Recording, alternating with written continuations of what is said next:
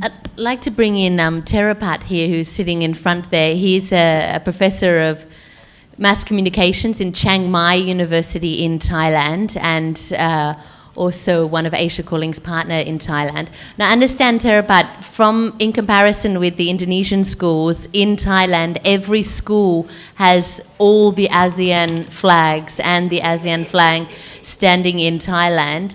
Why was that pushed for, and what is the feeling in Thailand about the ASEAN community as opposed to somewhere here in Indonesia? Yes, good morning, ASEAN from Thailand. I love this word. And I will spread to my students back in Thailand. Like Arvind said, for the business sector, they're ready for AEC for long time. And when ASEAN come along, ASEAN community come along, and I think we afraid that people get the mistake. AEC is not ASEAN community. It's just only one pillar. So we do a lot of campaign, and we encourage the student to understand ASEAN community through the activities like exhibition.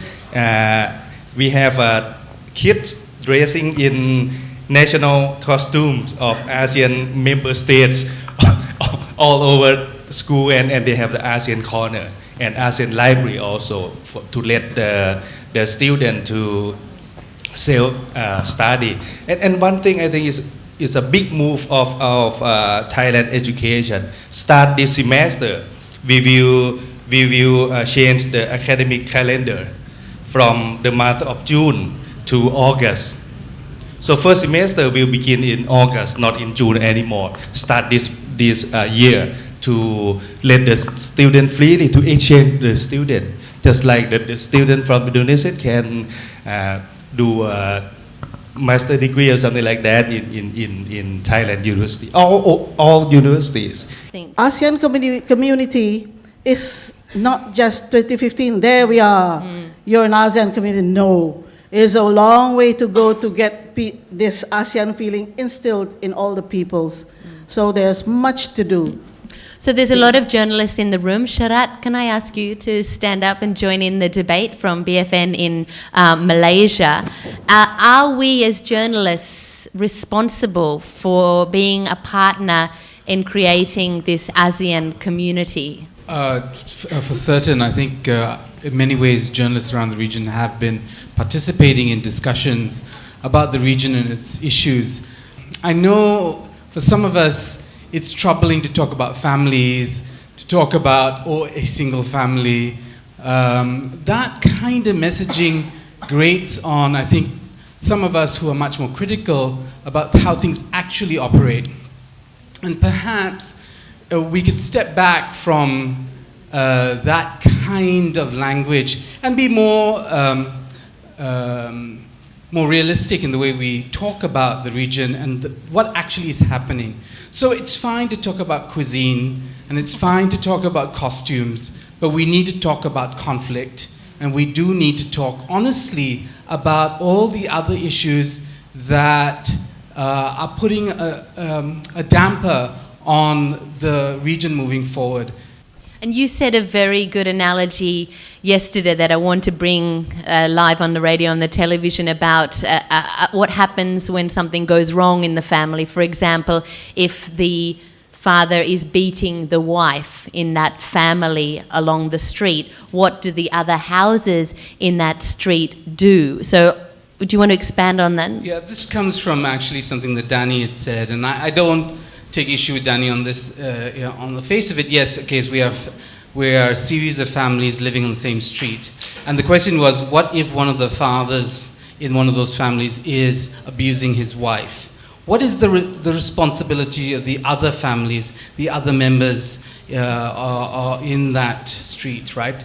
But can we sacrifice that woman who's being abused just to keep face, a safe face for the father in that family? I think not. I think we've come to a stage where we need to have standards that say, beyond certain issues, we cannot condone violence, so we should never condone and allow for the woman of that house to be sacrificed in order to keep that father happy. In such an incident, so do the other 9 families come out and tie up the husband? Or, there are many ways of going around doing it. So Jump because in, I think the important point is to make the perpetrator accountable. And how will ASEAN make the family accountable if one member of the family is not behaving well and there is intense violation of rights, happening? How will it? And it can't, because it has the issue of non-interference. And that's part of the problem, one of the key problems of the lack of political will. Let's not forget, non-interference, when the ASEAN Bangkok Declaration was drafted back in 1967, basically referred to a means of preventing ASEAN governments from supporting armed rebellions in other ASEAN countries. Because at that time, various armed groups were being supported or even armed by certain neighbors.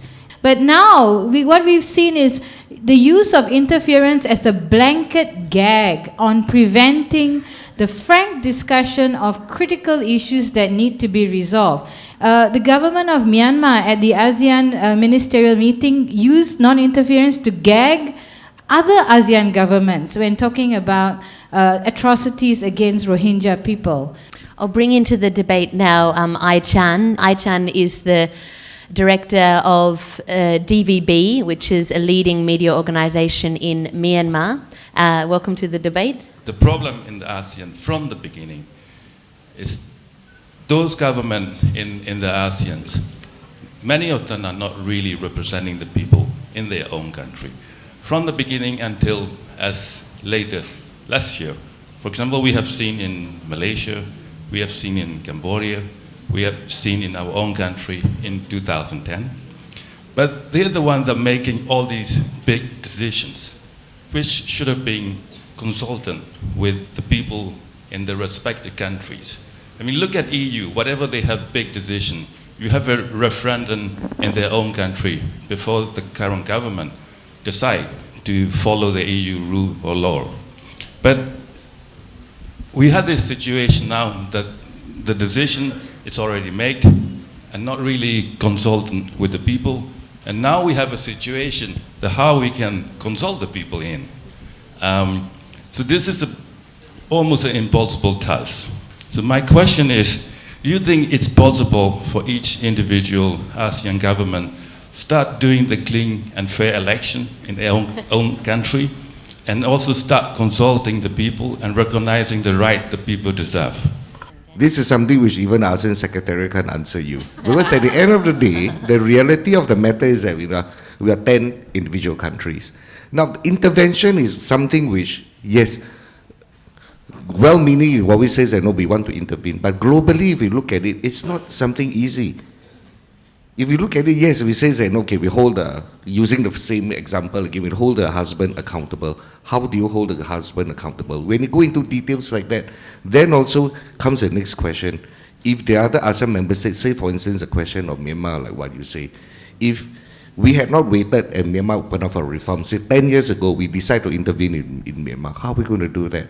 Are we able to cope with the outcome coming from there? These are all the questions which governments are, why they are reluctant to intervene. Yes, a lot of people say, oh, this non-interference thing and so on, is a cop-out.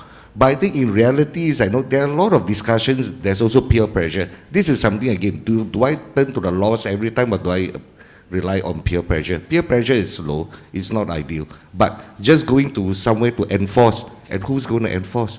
Within ASEAN itself, we look at the 10 member states, are we going to set up an ASEAN police force? We can't keep on saying, give us time, because I'm nearly 50. I'm almost the same age as ASEAN. In fact, my birthday is a day before ASEAN. And if my family says, hey, why are you taking so long to grow up and be responsible? And I say, give me time, I will be excommunicated. I'll be kicked out of the family and say, this is a hopeless case.